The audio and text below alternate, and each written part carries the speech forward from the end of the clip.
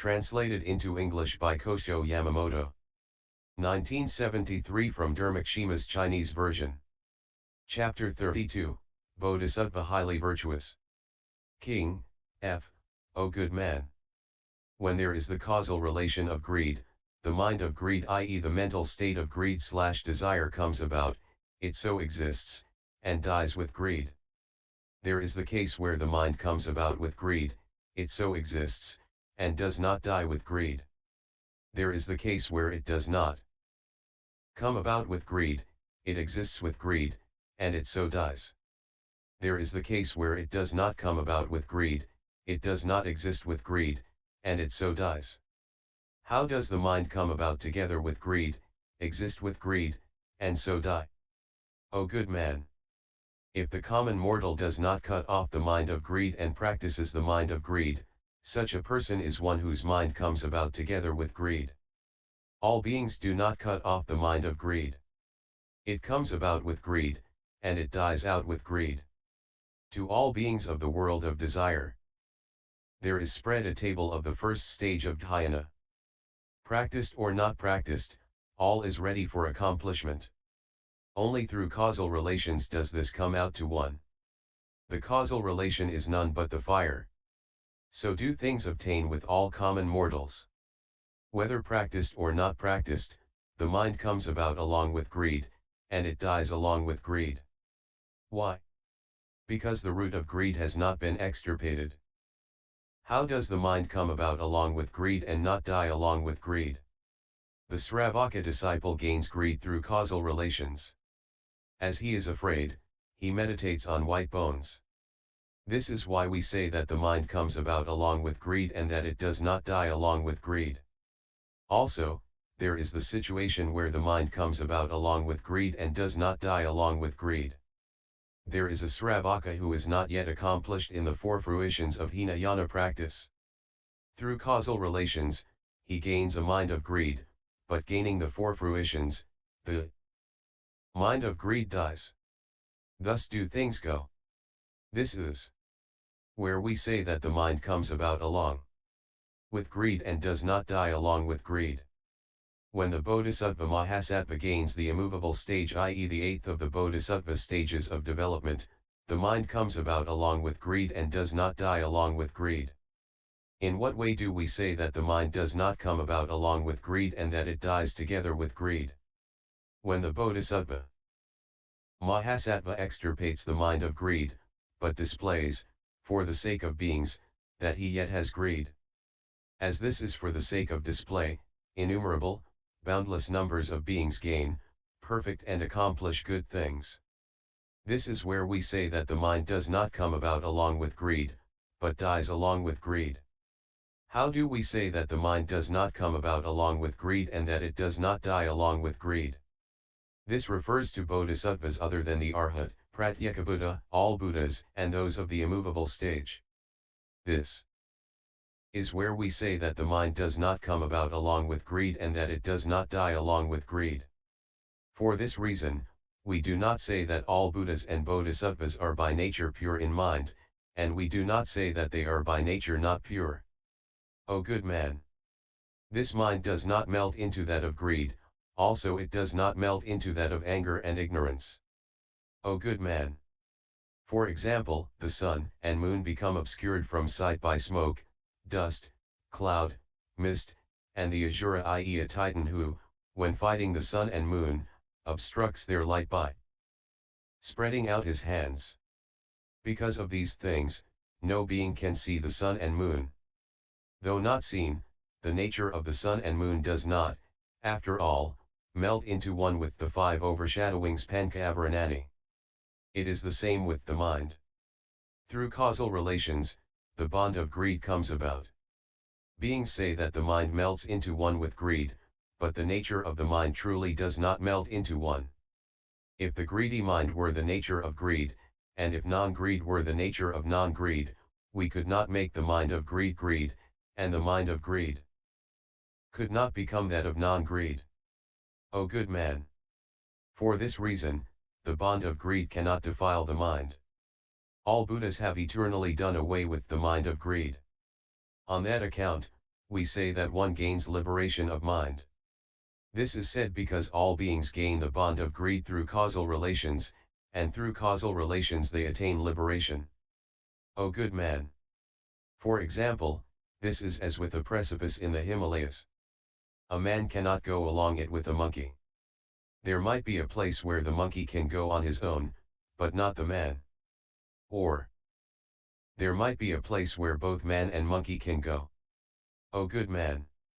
Where both man and monkey can go, a hunter places a table, on which he deposits bird lime and catches the monkey. As the monkey lacks intellect, he touches the lime with his hands. Through touching it, his hands get stuck. To free his hands, he touches the lime with his feet. His feet get stuck. To get his feet free, he bites at the bird lime with his mouth. His mouth further gets stuck. Thus, the 5 parts of the monkey are unable to get free. Then the hunter passes a staff through the monkey, i.e. kills the monkey and returns home. The steep precipice in the Himalayas is the right path, along which the Buddha and Bodhisattvas walk. The monkey is comparable to all common mortals, the hunter is Mahaparinirvana, the bird lime is the bond of greed. Man and monkey being unable to walk together is analogous to all common mortals being unable to walk together with Mahaparinirvana. We say that the monkey can go and that man cannot. This is comparable to the fact that even the Tirthayikas who have intelligence and all devils cannot draw one to the bait even with the 5 desires. We say that man and monkey go well together. This means that all common mortals and Mahaparinirvana are always lost in birth and death and cannot properly practice the way. Common mortals are bound up by the 5 desires, so that Mahaparinirvana can easily catch them and carry them away. This is like the hunter who catches the monkey with bird lime and takes him back home. O good man! If the king remains in his own country, his body and mind will be at ease. If abroad, he will have to suffer from many things. So do matters stand with all beings. If one lives in one's own domain, one is in peace. But out of one's own domain, one comes across devils and has to suffer from all manner of worries. One's own domain refers to the 4 thinkings, and the place of others to the 5 desires. How do we say that one belongs to Mara? All beings see the non-eternal as the eternal as the non-eternal, suffering as non-suffering, bliss as suffering, the impure as the pure as the impure, the non-self as the self as non-self, what is not true emancipation carelessly as emancipation, true emancipation as non-emancipation, non-vehicle as vehicle, and vehicle as non-vehicle. Such people belong to the class of the Maras. One who belongs to Mara does not have a pure mind. Also, next, O good man! If a person truly sees all things as is and general and individual forms as fixed, know that this person will, when he sees any concrete thing, see as though looking at a concrete thing. This will apply down to consciousness. When he encounters consciousness, he will entertain the thought of having had a consciousness of something. Seeing a man, he will see the form of a man, seeing a woman, the form of a woman, seeing the sun, the form of the sun, seeing the moon, the form of the moon, seeing the form of age, the form of age, seeing a skanda, the form of a skanda, seeing a sense sphere, the form of a sense sphere, seeing a sense realm, the form of a sense realm. Any such person is the kindred of Mara. One who is the kindred of Mara does not possess a pure mind. Also, next, O good man! A person might come to think that the self is matter rupa, that the self exists in matter, that there is matter in the self, that matter belongs to the self. Or he may view the self as consciousness, or think that the self exists in consciousness, that consciousness exists in the self, that consciousness belongs to the self. Any such person who views things thus belongs to Mara. Any person who sees things thus is not my disciple. O good man! My Sravaka disciples part from the types of sutra of the Tathagata and learn and practice the various kinds of books of the Tirthayikas, not studying the works of renunciation and silent extinction of a priest. they exclusively perform what secular people do. What are the works of the secular world? What are the impurities? They receive and keep all such things as male and female menial servants, fields and houses, elephants, horses, vehicles, donkeys, mules, fowls, dogs, pigs, sheep, and all kinds of cereals, from barley to wheat. They part from their teachers and priests, and associate with the laity. Acting contrary to the holy teaching, they address white-clad i.e. lay people and say, the Buddha permits the bhikkhus to receive and keep various impure things. This is where we speak of people learning things of the secular world. There are various disciples who, not acting for nirvana, approach and give ear to the types of sutra and don priestly robes or greedily eat those things intended for priests who have come from afar, as though they were their own things. They feel jealousy and resentment when they hear of the praise and fame of other families. They associate with the king and all princes, are interested in good and bad fortune, i.e. they go in for fortune-telling, guess at the waxing and waning of the moon. They love and befriend chess, gambling, kobo, i.e. a gambling game, throwing arrows into a pot, bhikshunis, nuns, girls, and keeping two sramaneras. They always visit the houses of butchers, hunters, bars, and the places where candalas live. They sell and buy, they make food themselves, they receive messengers from neighboring countries and give news. Know that such people are kindred to Mara and are no disciples of mine. Thus, the mind comes about with greed and thus dies with greed. This applies down to the ignorant mind, which emerges together with ignorance and dies out together with ignorance. O good man! For this reason, it is not the case that the nature of the mind is pure or not pure. Hence, I say that one gains liberation of mind. If a person does not receive and store impure things, but, for the sake of great nirvana upholds, recites, copies and explains to others the types of sutra, know that such a person is truly my disciple. Such a person does not perform what belongs to the world of Marapapiyas, such a person learns and practices the elements of enlightenment. Learning and practicing the way, such a person does not come about together with greed and does not die together with greed. This is what we mean when we say that the Bodhisattva practices the all-wonderful great Nirvana Sutra and perfects and accomplishes the eighth virtue. Also, next, O good man! How does the Bodhisattva Mahasattva practice the all-wonderful great Nirvana Sutra and perfect and accomplish the ninth virtue? O good man! The Bodhisattva Mahasattva practices the way of the all-wonderful great Nirvana Sutra and first calls forth 5 things and perfects these. What are the 5? These are, 1. Faith, 2. A straight mind, 3.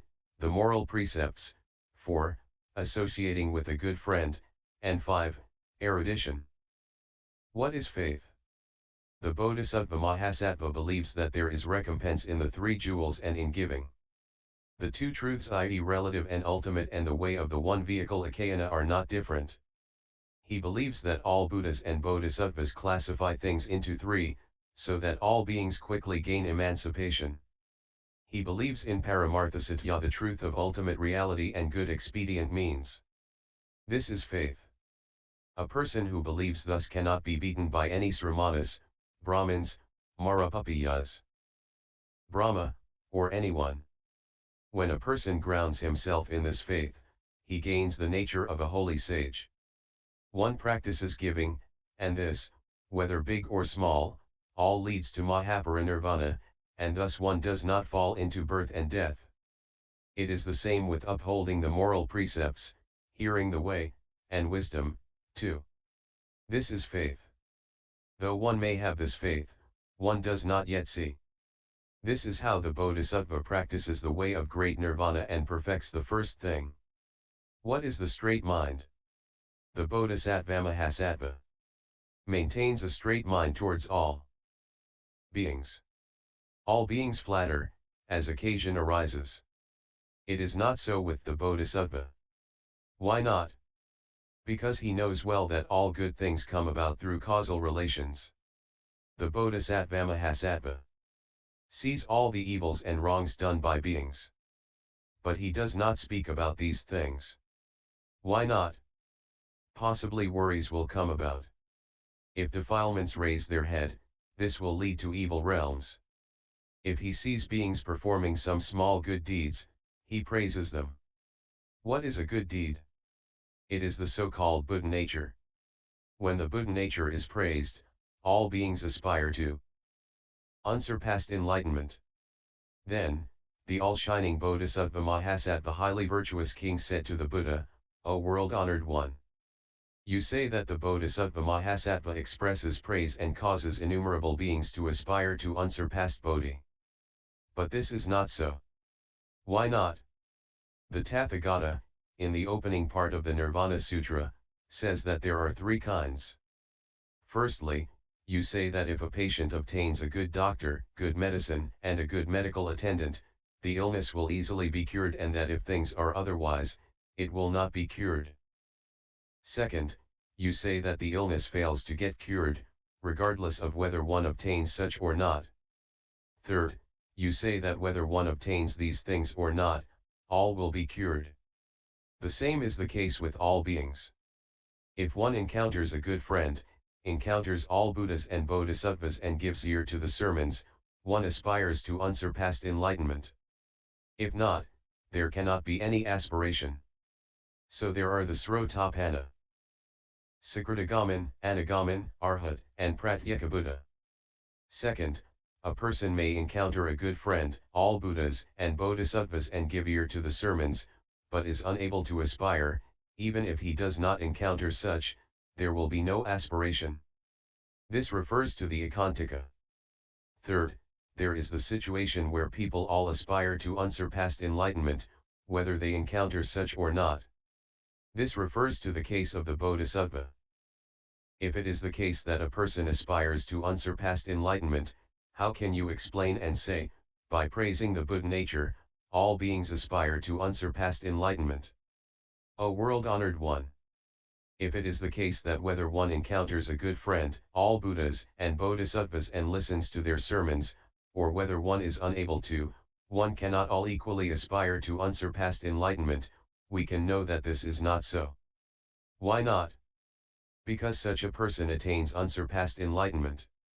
Because by means of the Buddha nature, even the Ekantika has to attain unsurpassed enlightenment, whether he gives ear to the sermons or not. O world-honored one! You say Ekantika. But what is the Ekantika? You say that he is devoid of the halsasome root. This also is not so. Why not? Because such a person is not devoid of the Buddha nature. Thus, logically, the Buddha nature cannot be lacking in anything. How can you say that the entire root of good has been cut off?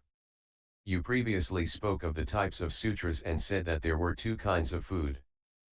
Namely, 1, the eternal, and 2, the non-eternal. The eternal refers to the uncut, and the non-eternal to the cut. The non-eternal can be cut off. So a person falls into hell. The eternal cannot be cut off. Why not? If the Buddha nature is not cut off, there is no Ekantika. Why do you, the Tathagata, speak thus and put forward such a view of the Ekantika? O world-honored one! The Buddha nature gains one unsurpassed enlightenment. How is it that you, the Tathagata, so expansively deliver the sermons of the types of sutras? O world-honored one! For example, the four rivers take their rise from Lake Anavatapta. The Devas and all Buddhas might say that the rivers do not flow into the great sea, but turn back to their source. But this makes no sense. It is the same with the mind of enlightenment. Anybody with the Buddha nature must attain unsurpassed enlightenment, whether he has heard the sermons or not, whether he has upheld the moral precepts or not, whether he has practiced giving or not, whether he has practiced the way or not, whether he has wisdom or not. O world-honored one! From out of Mount Udayana arises the sun, and it moves right on to the south. The sun might pray, I will not go west, I will return east. But nothing like this ever happens. It is the same with the Buddha nature. One may say that non-hearing, non-upholding of the precepts, non-giving, non-practicing of the way, and non-wisdom do not bestow unsurpassed enlightenment. But such a situation never obtains. O world-honored one! The All-Buddha Tathagata says that the nature of causality is not, and not is not. This is not so. Why not? If there is not the nature of cream in milk, there cannot be any cream. If there the seed of the Nyagrudha did not possess the nature to be as high as feet, it could not gain this quality of feet. If there were no tree of unsurpassed enlightenment in the Buddha nature, how could one expect to have a tree of unsurpassed enlightenment? If causality is neither is not nor not is not, how does this accord well with reason? Then the Buddha expressed praise and said, well said, O good man. There are two types of people in the world who are as rare as the Udambara. One is the person who does not commit evil deeds, the second is the person who thoroughly confesses when he has sinned. Such persons are extremely rare. There are two further types of people. One benefits others, the other remembers well the benefits he has had. Furthermore, there are two kinds of people. One accepts new rules, and the other looks back to what is now gone and does not forget. Also, there are two further types of people. One does what is new, and the other practices what is old. Also, there are two other types of people. One takes pleasure in giving ear to Dharma, and the other takes pleasure in speaking of Dharma. Also, there are two further types of people. One asks about what is difficult, and the other answers well. You are the type of person who asks well about what is difficult, the Tathagata is the one who answers well. O good man! By means of these good questions, there can be the turning of the wheel of Dharma, the killing of the great tree of the links of causation, the passing of people across the boundless sea of birth and death, the good fight against King Mara Papiyas, and the smiting down of Papiyas' victorious banner. O good man! I have spoken thus of the three patients and said that whether there is encountering or non-encountering of a good doctor, attendance, and good medicine, a cure results. What does this mean? We say that one gains or does not gain. This refers to the destined span of life. Why? Now, over the course of innumerable ages, this person has practiced the three good deeds, top, middle, and low. By practicing these three good deeds, he gains his destined span of life. This is as in the case of a person of Uttarakuru, where the lifespan is 1,000 years. Now, one may acquire an illness. But no matter whether one gains a good doctor, good medicine, or good attendance, all ends in a cure. Why? Because one has one's destined span of life. O good man! I say, if one gains a good doctor, good medicine, and good attendance, one can drive the illness away, if not, the illness will not retreat. Now, what does this mean? O good man! Such a person's lifespan is not definite. Even though the expected end of his life has not yet been reached, by the 9 factors of causal relations, he loses his life. What are the 9? First, he knows well of the unreliability of food and yet, in contradiction of this, he partakes of it. Second, he eats overmuch.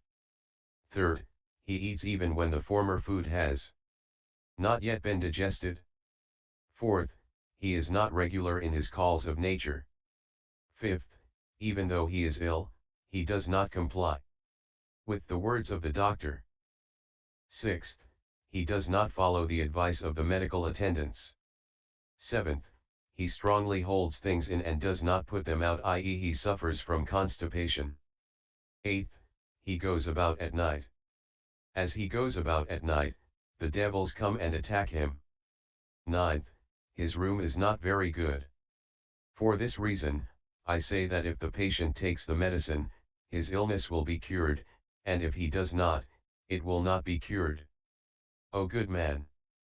I said above that the illness will not be cured, whether the medicine is taken or not. Why? Because the lifespan is ended. Hence I say that the sick person will not gain a cure, whether the medicine is taken or not. So do things obtain with beings. Anybody who gains Bodhicitta, whether he has met with a good friend or not, with all Buddhas and Bodhisattvas, will awaken and gain the depths of Dharma. Why? Because he aspires to enlightenment. This is like the people of Uttarakuru, who are blessed with a definite span of age. As I say, those people from the stage of Srotapanna up to Pratyekabuddha, when they listen to the words of deep meaning from a good friend, from all Buddhas and Bodhisattvas, will gain the mind of unsurpassed enlightenment. I say that if a person does not encounter the Buddha and the Bodhisattvas and does not listen to the words of deep meaning, he cannot aspire to the mind of unsurpassed enlightenment. This is as with a person who dies an unnatural death due to the 9 kinds of causal relations which are indefinite. His illness will be cured when he encounters medical treatment and medicine. If not, it will not be cured. That is why I say that if a person listens to the words of deep meaning of the Buddha and Bodhisattvas, he aspires to Bodhicitta, and if not, he cannot. I said above that a person might encounter a good friend, the Buddha and the Bodhisattvas, and listen to the words of deep meaning, or he may not. In both cases, he does not aspire to Bodhicitta. What does this mean? O good man! The Ekantaka is unable to do away with the mind of the Ekantaka, no matter whether he encounters a good friend, the Buddha or the Bodhisattvas, and listens to the words of deep meaning or not. Why? Because he is segregated from wonderful Dharma. The Ekantaka, too, will gain unsurpassed enlightenment. Why? If he aspires to enlightenment, such a one is no longer an Ekantaka. O good man! Why do we say that even the Ekantaka, as well, gains unsurpassed enlightenment? The Ekantaka really does not attain unsurpassed enlightenment. It is as with the person who faces the end of his life and who cannot be cured by a doctor, good medicine, or good medical attendance. Why not? Because life has reached the point where he can live no longer. O good man! Isan means faith, Dai means not accompanied. When a person does not possess faith, we say Isende. The Buddha nature is no faith. The being does not mean to possess. Not possessing, how can the person think of cutting off? Isan means good expedient means, and Dai not to possess. When the good expedient means is not practiced, we speak of the Ekantaka. We say Buddha nature. It is not to practice the good expedient means. Beings do not possess this. Not possessing it, how can it be cut off? Isan means to go forward, and Dai not to possess. When a person does not possess anything that will enable them to go forward, we speak of the Ekantaka. The Buddha nature is not going forward and beings are not possessing. When there is no possessing, how can there be any cutting off? Isan means to remember, and Dai not to possess. When a person does not possess remembrance, we say Ekantaka. The Buddha nature is no remembrance, and beings are no possessing, so how can a person think of cutting off? Isan means samadhi, and Dai not possessing. When samadhi is not possessed, we speak of the Ekantaka. The Buddha nature is no samadhi and beings no possessing. When there is no such possessing, how can one think of ever cutting off? Isan means wisdom and Dai not possessing. When a person does not possess wisdom, we speak of the Ekantaka. The Buddha nature is no wisdom and beings no possessing. When a person does not possess wisdom, how can there be cutting off? Isan means non-eternal good and Dai not possessing. When a person does not possess the non-eternal good, we say Ekantaka. The Buddha nature is eternal. It is neither good, nor non-good. Why? Wonderful Dharma unfailingly arises out of expedient means, but this Buddha nature is not something that arises out of expedient means. So, it is non-good. And why is it not anything good? Because a good result truly comes about. This good result is none other than unsurpassed enlightenment. Also, because wonderful Dharma is what we gain after birth. And this Buddha nature is not something we gain after birth.